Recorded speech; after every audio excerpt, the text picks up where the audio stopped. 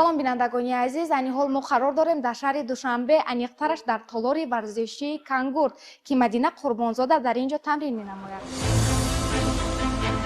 дар саҳнаи варзиш ки меҳвари ҷасорату матонат аст, рӯшан шудани як нури нав умеди тозаест барои ҳар як наврас. имрӯз мо ифтихормандона аз чеҳраи наврасе ёд мекунем ки бо иродаи устувор ва қалби саршор аз орзу ба авҷи муваффақият расид.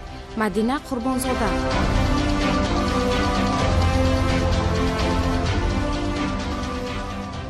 Мадинаро дар гӯштингҳои миллӣ дида будем ки ӯ хеле ба як маҳорати баланд назар ба дигар паҳлавонҳо хубтар менамуд.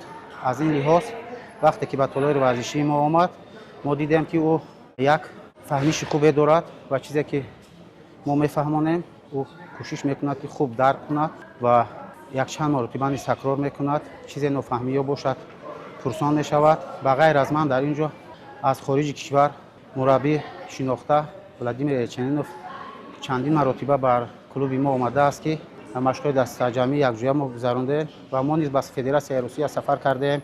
дар он ҷо низ машқҳои дастаҷамӣ гузаштем ва мо хеле ки шумо шоҳид будед, Мадина зина ба зина ба боло рафта истодааст. мо умеди калон дорем ки ӯ дар оянда натиҷаҳои хуб ба даст меорад. мақсади мо ин аст ки мо кӯшиш кунем ба бозиҳои олимпикии соли 2028 дар амрико баргузор мегардад. дар он ҷо қолҳоро ҷамъоварӣ кунем ва кӯшиш кунем ки на танҳо дар он ҷо иштирок кунем ва балки аз он ҷо ягон дастоварде барои миллату ватани хеш биёрем ва мехоҳам ки дар мусобиқаҳои байналмилалӣ танҳо мақсади мо ин аст ки шогирди мо парчамбардори миллату ватани хеш бошад, то ин ки суруди миллии мо садо диҳад.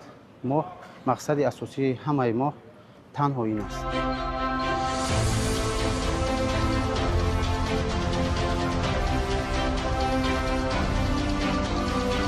Мадина аз зумраи он фарзандони сарзамини мост ки муҳити кӯдакиаш бо рӯҳияи мубориза омехта буд.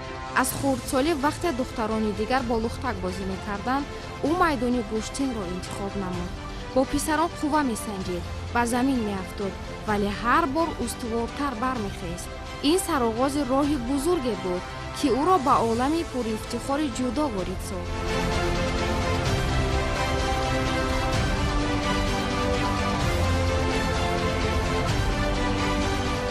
ман Носиров Ҳасан тӯли 4 сол аст ки дар ин толори варзишии кангурт машқу тамрин мекунам. яке аз ҳамсабақаҳои мо ин Қурбонзода Мадина мебошад. Қурбонзода Мадина дар дигар мусобиқаҳо рафта сазовори ҷойҳои намоён гашта парчамбардори миллати мо мебошад. мо низ мехоҳем ки мисли ӯ парчамбардори миллати худамон бошем.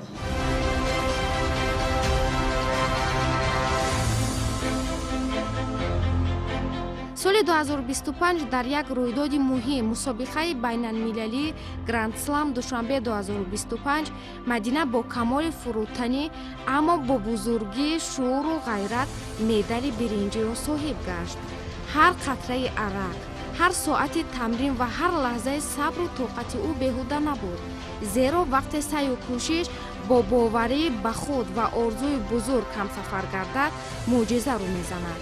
талошҳои беист ва муборизаҳои пай дар пай дар гилеми набард буд ки орзуҳои Мадина Қурбонзода ба самар расид ва ӯ ба қуллаи мурод ба авҷи орзуҳои варзишии худ расид.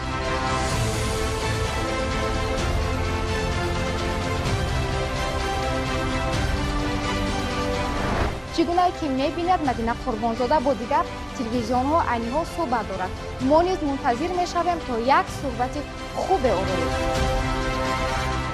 мегуфтед ки чӣ тавр бори аввал ба варзиш рӯ овардед?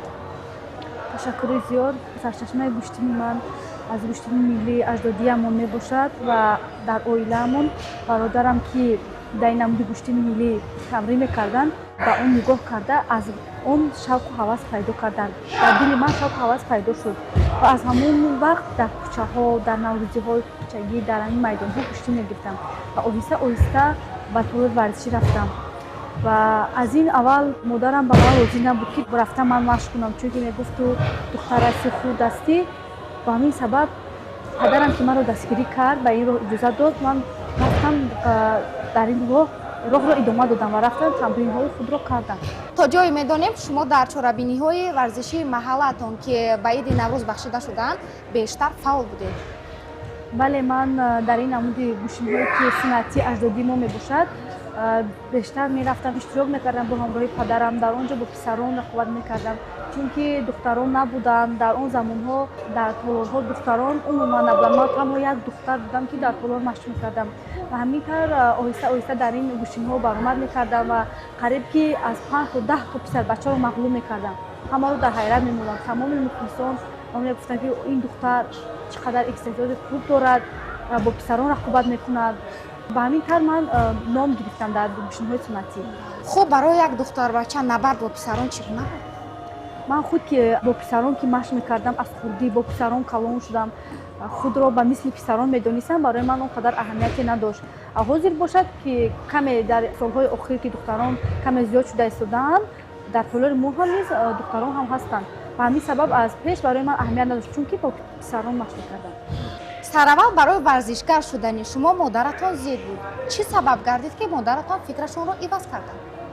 бале барои ман иҷоза намедоданд, онҳо зид буданд, намехостанд ки ман машқ кунам.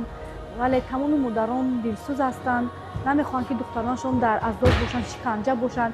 мегуфтанд ки ту ҳоло хурд ҳастӣ, намехоҳам ки ту лат бардорӣ. ба ҳамин сабаб ба ман иҷоза намедоданд. вақте ки диданд ки дар қариб 2 соли аввали тамринҳои ман модарам розӣ набуд ва диданд ки дар мусобиқаҳо иштирок мекунам, натиҷаҳои хуб ба даст оварда шудам, ҳавас дар ин намуд дорам, ба ман иҷоза доданд ва оҳиста оҳиста розӣ шудам ба ин машқи ман. бори аввал кай ба тамрин омадед ва чаро маҳз ҷудоро интихоб кардед? аввалин бор ба мисли ки гуфтам пештара, ин ҳавас аз дидоре ки бародарам дар ин намуд буд, ман ӯро дида аз ӯ ҳавас пайдо кардам ва баъзе вақтҳо бо падарам дар оинаи нилгун гӯшинҳои байналмилалӣ ки ба мисли гранд-слами худамон шуд, дар дигар давлатҳо мешуд ва дар он ҷо бонувонро медидам. ба падарам гуфтам ман ҳам метавонам дар чунин намуди гӯшинҳо иштирок кунам? гуфт бале, агар ҳар чиз ки аз дили худ хоҳад аз сидқан бошад, ту метавонӣ инро иҷро кунӣ. ва ман ба худ як ҳаваси дигар пайдо кардам. гуфтам бояд ки ман дар чунин гӯшинҳо иштирок кунам ва рӯзе шуд ки ман худро дар чунин мусобиқаҳо нишон додам. таври мо огоҳӣ дорем шумо қаблан яъне 4 сол пеш аз ноҳияи восеъ ба шаҳри Кула ба тамрин мерафтед. ба шумо мушкил набуд? не, вақте ки ҳавас ки бошад барои ту вай азоб намешавад, чунки вай шаб аст, рӯз аст. рӯзҳое мешуд ки ман бо худ одам менадоштам ки бо худ барам, чунки як духтар ҳастам, танҳо наметавонам ки дар ин роҳҳо равам. ба ҳамин сабаб аз қишлоқ ҳамсоямон қариб 4 километр он аз мо дуртар аст. ба ин толор ҳар рӯз 4 километр роҳро тай карда мерафтам. 2 сол баъд бародарам ин ҳавасаш аз байн рафту машқро бас кард ва ман худ танҳо мерафтам. гоҳе бо дучарха мерафтам, гоҳе бо мошин, гоҳе мешуд мошин намеёфтам, роҳро пиёда тай карда мерафтам. ин хеле чунин азобҳо ман кашидам. вале ҳама паси сар шуд? бале ҳама паси сар шуд. ҳозир бошад муваффақ гаштед? бале хеле муваффақ гаштам. хуб Мадинабоно, чӣ тавр ба ин толор омадед? ман вақте ки дар шаҳр мусобиқаҳо мешуд, дар ин мусобиқаҳо иштирок мекардам, дар хонаҳои амакам меистодам ва баъдтар бо ҳамроҳи устодам Шарифҷон Қодиров бошад ба ин толори Кангурд омадем. дар ин ҷо дидем ки писарони ботаҷриба, наврасони ботаҷриба зиёд ҳастанд ва бо устодам тасмим гирифтем ки дар ин толор машқ кунем ва бо ташаббуси ин роҳбарияти иттиҳодияи насоҷии тоҷик бошад, маро дастгирӣ карданд. дар ин ҷо ба ҷои хоб ҳама шароитҳоро барои ман муҳайё карданд. ман тӯли 3 сол мешавад ки дар ин ҷо тамрин карда истодам ва маро дар чандин мусобиқаҳо дар ин 3 сол қариб ба тамоми мусобиқаҳое ки ба синни соли худам буд, ба давлатҳои хориҷа ба ин мусобиқаҳо сафарбар гардондам ки дар он ҷо ҷойҳои намуёнро сазовор гаштам ва миннатдории худро ба ин иттиҳодияи насоҷии тоҷик мерасонам. вақте шумо дар баробари писарон тамрин мекардед, дигарон чӣ назар доштанд? вақти хурдсолиам буд, ман аз шавқу ҳаваси зиёд бо писарон тамрин мекардам ва ба чизе аҳамият намедодам. фақат дар зеҳни ман ин буд ки бояд ки ман ҳар рӯз рафта машқи худро хуб иҷро карда биёям. ҳар рӯзе мешуд ки дар толор ҳама писаронро мағлуб мекардам ва онҳо бо ман бадбинӣ, бадрафторӣ мекарданд. мегуфт ки як духтар омада ҳама моро шикаст медиҳад. ин барои онҳо хело як ҳолати шармовар буд. бале, инчунин буд. усулҳои дӯстдоштаи шумо кадомҳоянд?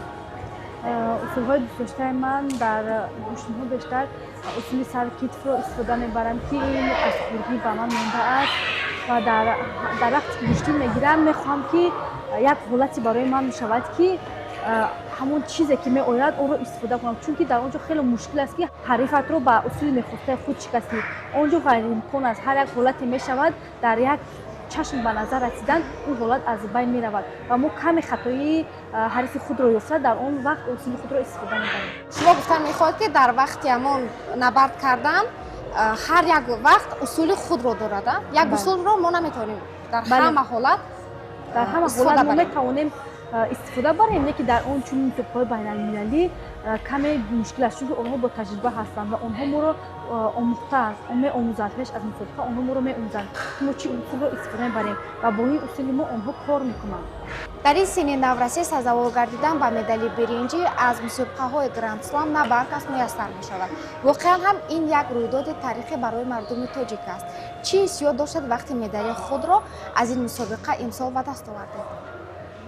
ман аввалан миннатдории худро ба асоси кӯҳи ваҳдати миллӣ пешвои муассисаи миллат Эмомали Раҳмон мерасонам, ки чунин гӯштниҳои Гранд Сламро тӯли 3 сол мешавад дар давлати азизи мо Тоҷикистон баргузор мегардад ва ҳама ин бо ташаббуси пешвои миллат мебошад, ки чунин мусобиқаҳо дар сатҳи олӣ мегузарад ва ман худ варзишгар дар ин мусобиқаҳо тӯли 3 сол шуд мегузарад ва дар ин ҷо иштирок кардам ва охирон дар ин Гранд Слам 2025 бошад дар вазни 52 килограмм Тоҷикистонро муаррифӣ намудам ва мақоми сеюмро касб кардам.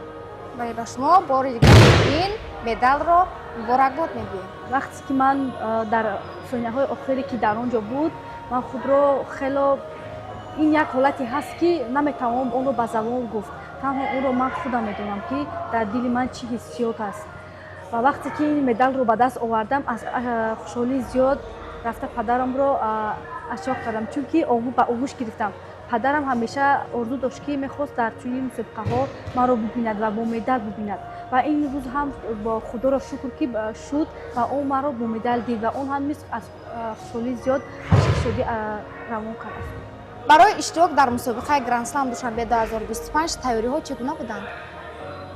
мо дар толорамон бо ҳамроҳии устодонамон Тазо Носиров ва аз давлатҳои хориҷа ҳам низ устодҳом буданд ва Владимир Элчанинов боз Атой Аббос аз давлати Эрон, Муҳаммад Шариф Сулаймонов бо инҳо ҳамкорӣ мекардем ва омӯзиш мегирифтем ва ба ғайр аз ин ба давлатҳои хориҷа сафар кардам, ки дар 2 давлат баргузор гардид мусобиқаҳои ман дар синни соли худам наврасон буданд.